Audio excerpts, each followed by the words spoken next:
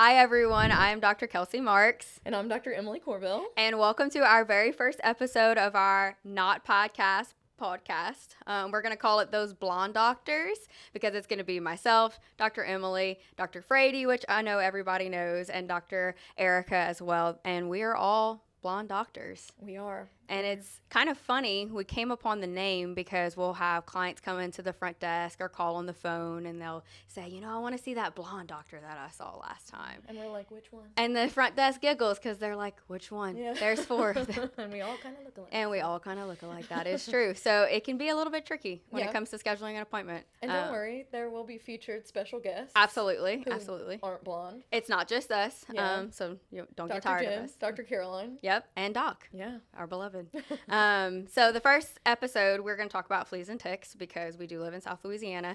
It's getting really hot. We're seeing a lot of itchy dogs. Yep. And the goal of these not podcast episodes is going to be to just sit Educate. down and chat and some client education about things that we talk about every single day and multiple appointments a day. So All the time. figured fleas and ticks was a good place to Great start. place to start. Yep. Yeah. Yep. So you agree? You're seeing a lot of cases? Oh my God, every day I see fleas. Yep. And the Yeah. most common thing they're coming in for is Itchiness. itching. Yeah. Itchy. Everybody's itchy these days. And Yes. you have to, the first thing we're doing is looking through their coat. Ooh.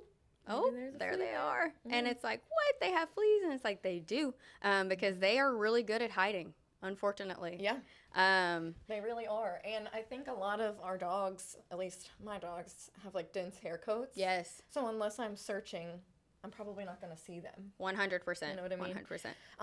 So, I mean, how do you think you would know if your dog had fleas? Well, so first thing I'd want to know, like, are they on prevention, right? So Right. that's the first thing you can, like, ask yourself is my dog on prevention? And one thing that we can kind of talk about is if your dog regularly gets ProHeart injections, that does not cover for fleas and ticks. Yeah. So that's not something that you maybe realized when you were getting that injection. We don't have an injection for fleas and ticks, but we do have some wonderful for preventions, which we're going to talk about in a second. Yeah. But I would think, where are they scratching at? Because, as well as I do, dogs with allergies can scratch pretty much anywhere. But there's something special about fleas is that it really is prominent over like the tail base, right? So Yeah. like where the back ends and the tail begins or kind of like down the back of the legs. That's a really common spot I feel that I'm seeing dogs scratching at whenever they have fleas. No, I agree. I always say itchy butts. Itchy butts. Yep, That's where absolutely. they're itchy. And they usually have some hair loss maybe back there. Yep. Some crusting, scabbing back Yep. there. Interestingly enough, I guess not all dogs will lose hair when True. they have fleas. Very but true. I would say a good majority of Yep. them will. For sure. And it is like incessant scratching. This isn't just like Obsessive. a off the cuff once a week scratch. This is like multiple times a day. These dogs are miserable. And there's some good reason for that, right? So, like, once a flea jumps on a dog, they will bite like 50 to 60 times a day. And they bite in threes, I believe. So they'll bite, and then they'll go to the next spot and bite. Yeah. And then once they get that saliva inside the skin of the dog, it's really an issue because it can stay there for 3 days or so, which is a problem, especially in dogs who are allergic to fleas, because a lot of dogs are allergic to fleas. That's especially when we'll see, like you were talking about, the hair loss, the scabbing, things like that, because, we'll have dogs come in sometimes and they've got, 50 fleas on them, but their hair, their coat, everything looks fine, and it is a shock to everyone in the room. But then you'll have one who's missing fur everywhere, and you can't even find a flea sometimes. But Very true. know that they're not on prevention. We live in South Louisiana, and you Yeah. know that the distribution of where they're scratching is most likely from fleas, and so those dogs we assume have flea allergies, which is the most common allergy that a dog will have is to fleas, unfortunately. I would agree. Yeah. And I would also say that the saliva is definitely the problem. For sure. Because if it was like just a flea is on your dog, Right. that might not be super itchy, but Right. it's once they bite, that's the problem. And I can promise you, if they're jumping on your dog, they're biting your dog Correct, because they yeah. feed on their blood. It's their blood meal. That's how they survive. So they're not just on for the ride just for fun. They need your dog to survive. Exactly. But And I think like the scariest thing Yeah. about fleas is how quickly they can reproduce. oh my gosh, And how it's they terrifying. can increase in numbers so fast. so fast. So like one female can literally lay 50 eggs a day. that is nauseating. Like 50 flea eggs a day. That's a That's- lot of fleas. And that's just one just one. day. Yeah. So you let this go on for like 2-3 days, and you're like looking around like, oh my God, what happened? When you really like run the numbers in your head, it's crazy, scary. And then what's even more annoying about fleas, besides their pure existence, is their life cycle. So you kind of mentioned it already. So one flea jumps on, and they're not leaving your dog, right? Like they want to be, they want to be on your dog for a number of different reasons. That's where their food is. That's where their food is. Their body temperature. So a dog's normal body temperature gets up to 102.5. You know, me and you were 98.6, hopefully. Please and they don't want us. They want them. Same thing with cats. Cats go up to 102.5 too. And yeah, fleas love cats. They love cats. Oh I was about to say that. Cats they are love so warm. cats. They're like, ooh, cozy. Yes, they're like, this is great. And not to mention, cats are like out and about in things, and so they're like, heck yeah, let's go. I'm going for an adventure. Little travelers, Whereas your dog's just hopping on your sofa. But speaking of hopping on your sofa, those eggs that female just laid, they're on your sofa too. Because as soon as they lay those eggs and your dog shakes or jumps onto the couch or they're walks shaking around the house, they're falling off your dog into the environment. Yep. And then they're in the environment, and they're the little larva stage, and then those turn into the little pupas. Yeah, the pupas are the ones that freak me out the most. Me too. Honestly, same. Because a pupa, the next step is adult. So from pupa to adult. Yep. And typically it takes about 14 days for a pupa to become an adult. And isn't the pupa the stage that is like really sticky on the outside? So not only is it just hanging out there, it's like sticking to stuff. To your pants. That's a good point too, because I don't know. How do they get in your house? I know you've heard it before. I mean, the old. Oh, my dog's inside only. We live in a gated community. Yeah. Oh man. No We've fleas. heard all the things. We've heard all the things. But if that pupa sticks to your pant leg, or you take your dog for a walk and it somehow sticks to their fur, that's it. It's now you stuck. have fleas. And then they're gonna hatch, and then they're adults, and it starts all over again. Yeah. So 30 months they can stay like That's that. terrifying. So what are we gonna do about it? Good news. Get them on prevention. Yeah, Easy peasy. We can prevent it. And so we have a lot of different preventions. So obviously, a lot of people have probably heard about like Capstar. The thing about Capstar is that you can give a dog a Capstar or a cat a Capstar, and it will kill every flea that is on that pet. Yeah. But it does not do any sort of prevention. So you can kill them, and that's great. You killed them. Now you got to do something to prevent more. Right. Because there are more. Because we have to assume that if there are fleas on your pet, there are probably fleas in the environment. 100%. So that's great. You can kill all the ones that are on your pet, but you got to do something about what's on your sofa too. Just jump right back on your dog. Yeah. So the thing about Capstar is it only lasts for like 24 hours, completely out of their system in 24 hours. So after that 24 hours is up, they're now susceptible to whatever fleas are in the environment. All those little very pupa. Short-term solution. Absolutely. Not going to help you long And term. same with, and so on the note of Capstar and on the note of things that kill the fleas that are on your dog for a short period of time, you know, we do recommend like Dawn dishwashing soap to use as a bath. Like if you find a kitten, which is a lot of people are finding kittens right now. We're seeing a lot of found kittens in the road and in the tires and in the front yard and in the ditch, in the parking lot, so on and so forth.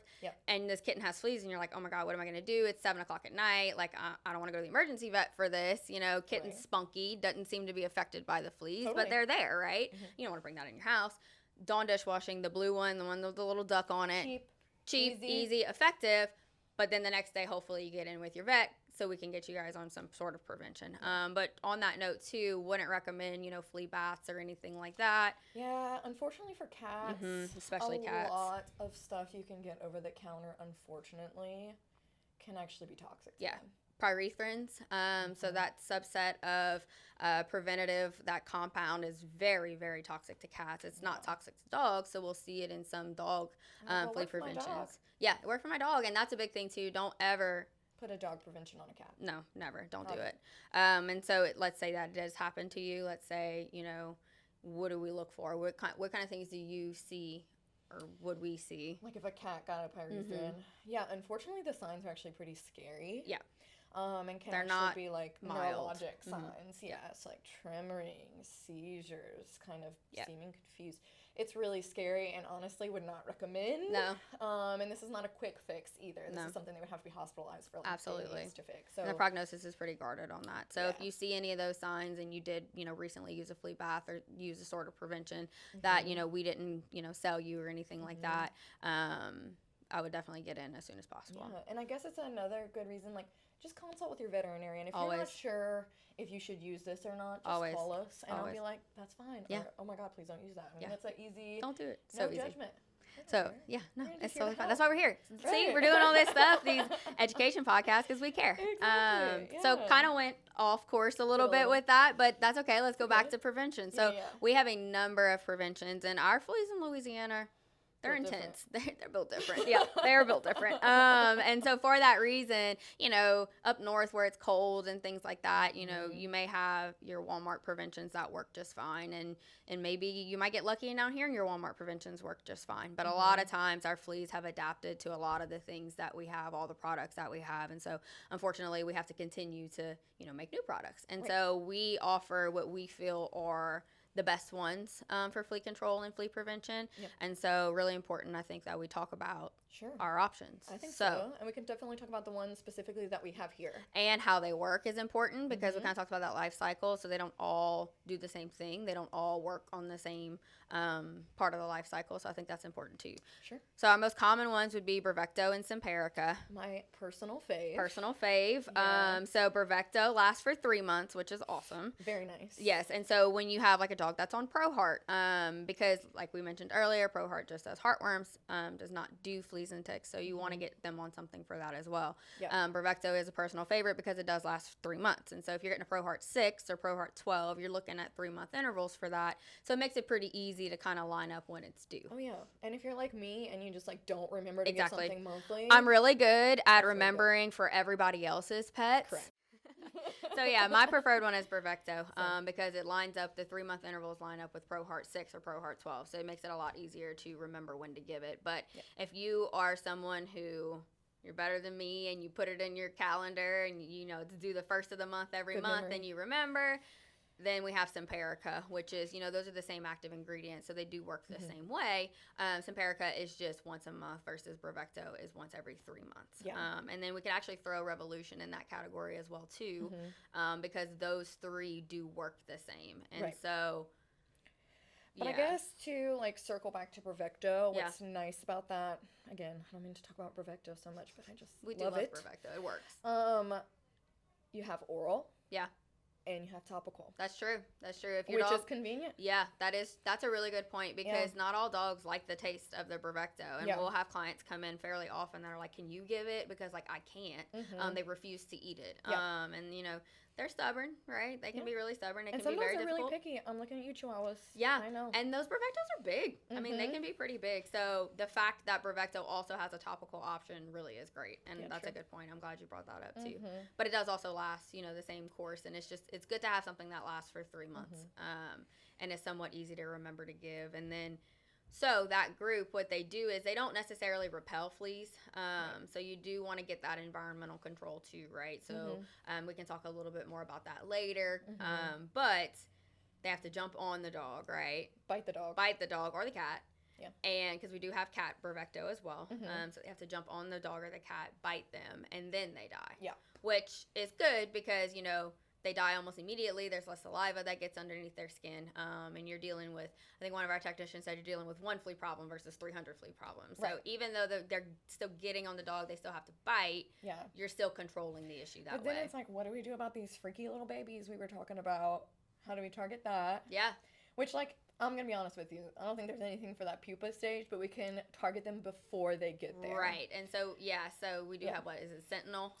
Sentinel is the one that you can give concurrently with Bravecto or Simparica if you feel like you're having an issue with just other life stages and getting in control in your environment. Yep. Another thing, too, if you have a stray cat who's, out and about, they have their own environment, essentially. That's true. So if you just want a little bit more and better control, we have other things like Sentinel products, which will kill, I think it's the egg stage, and prevent that from progressing on. Yeah, the adult female will kind of get their gross blood. It is gross. It's very gross. From your pet, and then they hatch babies. Those babies have that product in it, Sentinel. And then the eggs won't hatch. Exactly. So you're controlling it at a different life cycle, even still. So it might be nice to use Bravecto and Sentinel together, you were saying. For sure. Sentinel is a little, I don't know, I think it's a little bit of a newer product. That it's not a newer product, but to us at Carson, for us, it's a little bit newer. So if our clients hadn't heard us mention that before, it is a bit of a newer product for us, and so we're happy to have something else that we can add on to our protocols because fleas are annoying. They are annoying. What else do we have? Revolution, you mentioned. Yep, Revolution. So let's talk about topical. So Bravecto does have a topical, but there are other topicals. So Amoxi and Revolution are those two, and those work. So Revolution works like Bravecto and Simparica, where they have to bite in order for them to die. But Amoxi's a little bit different. It is different. Talk about that? Yeah. So I mean, Amoxi or Advantage Multi. Basically, what happens is it's a topical, so you put it on the skin, and it kind of like soaks through the dog's skin. Kind of interesting. Very interesting. And the fleas don't actually have to bite them to die. They just have to come into contact with your dog's skin. Which is very cool. Yeah. Especially for your dogs that have like flea allergy. Right. We know that saliva is the problem. Right. So why even let them bite? Why even get that far? It's true. It's a good question. These are good questions. You know what I mean? I will say the thing about topicals though, I think sometimes it can be difficult to make sure that the topical is actually getting on the skin. I think like a lot of people will be like, put it on the dog, done. Well, what if you just got it on the fur? Right. It's not going to work. Right. And then, especially with cats, dogs are a little less flexible. Cats, on the other hand, oh my God, it's impressive. You got to put it pretty high up between their shoulder blades, like on the top of their neck. Yeah. And they also hate it. They hate it. They do. They hate topicals. Yeah. So we love them because they work and they're easy for, pilling a cat is not it. That is very difficult. So we love that we have that option. Yeah. But yeah, you have to be pretty careful about how you give them. And then, what if you have a dog in the house? You have to prevent, or other cats in the house even, because cats are big on grooming themselves and grooming each other. So you really do want to be diligent about separating your pets, or just making sure somehow they can't lick that. They can't lick it on themselves or and usually, the other pet in the house. You can remind me, Advantage Multi, how long before you can give a bath? So it's like 2 days, and you do want to read your product insert, right? Because every product does have a little bit different on how many hours it takes to absorb in the skin, but the most common products are around 2 days. So you don't want to bathe them 2 days before or 2 days after, right. Which is something to keep in mind as well, because you risk the product just not even getting absorbed or properly and just, not working. Yeah. And something that I've experienced with my cat is if your cat has a collar on all the time, you want to take that off when you give it, because it'll rub onto the collar, and then I've seen my cat actually like lick her collar. And so I'm like, oh my gosh, you're ingesting the product. Panic. So just, keep them inside. Yeah, keep them inside. Take the collar off for like 30 minutes or so. Keep them separated from the dog or the other pets in the house or the children. And, that is if you do Bravecto, it's a once every 3 month thing. If you do, Amoxi or Revolution, it's a once a month situation that you have to, but that's not. It's not worth it, right? I agree. Yeah. So, not worth it. Not worth it at all. So we're talking a lot about fleas. Most preventions, some are combined with heartworm and intestinal parasite prevention. Yep. But the big thing that most of them are is flea and tick prevention. So let's talk about ticks for a little bit. Yeah, I guess we're pretty lucky in this area. We don't have a ton of ticks. They exist, but pretty rare. Not super common around here. No. But if you travel. Yeah. Even to Baton Rouge. You used to work in Baton Rouge, and you saw a lot of tick-borne diseases. Yeah, you don't have to go far. No, you don't have to go far. You don't have to go far. Lafayette is okay. But, you go to Texas. Yep. What, like the Lone Star? What is it? The Lone Star tick. I was talking about that one yesterday with a client, actually. So, you don't have to go far. Nope. Texas, East Coast. Yep. Arkansas is a big one. Yeah. Because there's a lot of camping in Arkansas. Yeah. We have a camp in Mississippi, and we very often will find dead ticks on the dogs because it is similar. Most of those products, the tick does have to bite in order for them to die. Yep. But once they bite, they die, and then you don't have to worry about those diseases that get transmitted, because that's the big thing with ticks. I mean, they'll, have a blood meal as well, but then, they're not going to get that much blood. 1 or 2 ticks isn't going to really harm your dog that way, but the problem is that they then go and deposit, different life stages of different other organisms that do cause a lot of problems. So Babesia, for example, anaplasmosis for another example. These are things like that. Lyme disease, Yeah, so I mean, ticks can be scary for sure. in things that they can give your pet. Yeah, so for sure. So better safe than sorry if you feel like you're going to travel, or you feel like you like to go hiking. Yeah, you know what I mean? That's a big one, hiking. good news is a lot of these products cover, I'm not going to say a lot, but, you know, most of the flea products cover for ticks as well, My which favorite, is good. yeah. Bravecto does fleas and ticks, which is nice. Yep. And so does Simparica, you know what I mean? So, you know, and if you are at high risk, ask your veterinarian, you know what I mean? Yeah. I want to make sure that my preventative also covers ticks. 100%. Not a big ask at all. No, that's super easy for us. And I guess on that note too, with tick, something we can talk about, there are diseases that fleas can transmit as well. I'm glad you brought that up. Yeah, so tapeworms, that's super common. Yes. So if you are watching your dog use the bathroom or your cat use the bathroom, you're cleaning up the litter box, and you see like little rice segments in their stool. And sometimes you can see them moving around. They can move after they come out, which is awful. But if you see that, that is worms. That is not hookworms, or they're a different subset. It's not something they got from their environment. No, I guess that's what I was getting at. Yeah, it's something that they got from eating a flea. Yep, and you're like, why is my dog eating fleas? And why won't these worms go away? They do that little flea biting that you see. They're ingesting fleas left and right. Cats. So sometimes on cats, you will not see one flea. Not a single one. Cats are amazing groomers. Yep. They lick them off. They will eat those fleas off of themselves, so they are the poster child 100%. for tapeworms because they eat those fleas off of themselves. And not to be gross, but like if you, I don't know, if your cat, like my cat walks by, like swishing its tail up in the air, if you take a peek, sometimes you'll see them kind of stuck around the rectum as well. And your eyes are not deceiving you. Like that probably could potentially be tapeworms. For sure. So that's a big thing. So tapeworms aren't, but you're like, oh, my cat got dewormed, at its last yearly. I don't understand. Yeah. Completely different medication. Totally different. Yeah. So that's something that if you see that, please let us know, and don't think, oh, my cat was dewormed, so, it'll be fine. Same with dogs. Exactly. Let us know. Yeah. And not only do we have to put them on a special dewormer for this, if you don't put them on flea prevention, they're just going to come right back. Keep coming back. Yep. It's like this cycle. Oh, so many cycles. Talking about so many cycles. Yeah. But yeah, so tapeworm is probably the most common thing. Yep. And then, especially with kitten season, right? If we have a little kitten or just a skinnier, lower body weight cat, that comes in, if they have a lot of fleas, they 100%, and I guess puppies too, small puppies, can be anemic from that and have an inappropriate red blood cell count. And so then they're not oxygenating, and they're very weak, and they're very lethargic. They're so sick. And it's blood transfusions. Because, that's flea food is their blood, unfortunately.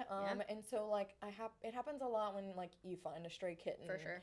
Or something like that, and the amount of fleas on them is just crazy. It's insane. And, it's just because they were out there. They didn't have any prevention or anything like that. Sometimes you see in outside cats, too, that maybe, like, they just didn't know about prevention, the owners, you know what I mean? And those cats just get an overwhelming amount of fleas. They get super anemic, super sick. And you're looking at like a blood transfusion for something like that. And then, so sometimes it's an isolated incident, right? So like we see them, we get the fleas off, we get them on prevention, we give them a blood transfusion, we rehydrate them, etc. And then unfortunately, sometimes cats can actually contract, mycoplasma, which is an organism that's transmitted by fleas. And because you have a kitty cat that has mycoplasma, not your own personal cat, but a patient. And we see her fairly often because unfortunately what happens with mycoplasma is that it can actually kind of get quiet in their system and not affect them. And then at times of stress, which for a cat, you never know when they're stressed. It doesn't take much.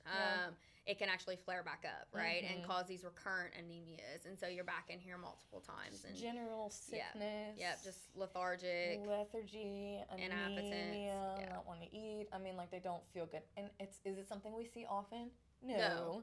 But it exists. It exists. Yep. It's always on the differential list, right? I mean, it's just one of those things where it's like you'd rather not have to deal with that if you don't have to. 100%. Because it could be life-threatening. Yeah, absolutely. So that's the biggest concern. Yeah, absolutely. But I mean, there's just some things that can make them sick. I'd say like the most common thing is itch and tapeworms, and they're just kind of like annoying, you know what I mean? But it's good to talk about the more serious side of things because it's possible. I think we covered most things about fleas and ticks from a medicine standpoint, I think. But what advice would you offer to a client, or do you offer to clients about how to manage their home? Because we talked about, getting control of it, not just on the animal, but also in the environment as well. So what kind of things do you tell clients for that? I think treating the environment can be really difficult. It can, for sure. Like, okay, we're in Lafayette, Louisiana. There are some people who live out in the country. Yep. Same. Same. Stray cats and stuff that are coming through your yard. Yep. Are little vehicles for fleas. 100%. So they're depositing those flea eggs in your yard, things like that. But so yes, treat your environment. I think the prevention that you're giving your pet is more important than treating the environment, because there are still ways for fleas to get there.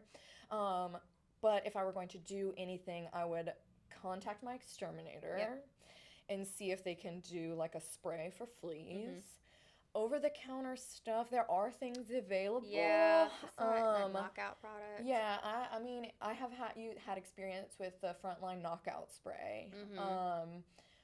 But I think, you know, when we talk about cats and how sensitive they are to certain flea products, it's scary. It's a little nervous. Makes me nervous. Like, to take things into your own hands and try and do it. It's like, am I going to cause a problem? I don't know. You know, you need to contact your exterminator, see what they can do, and really sort at the source, which is your own pet. Yeah, for sure.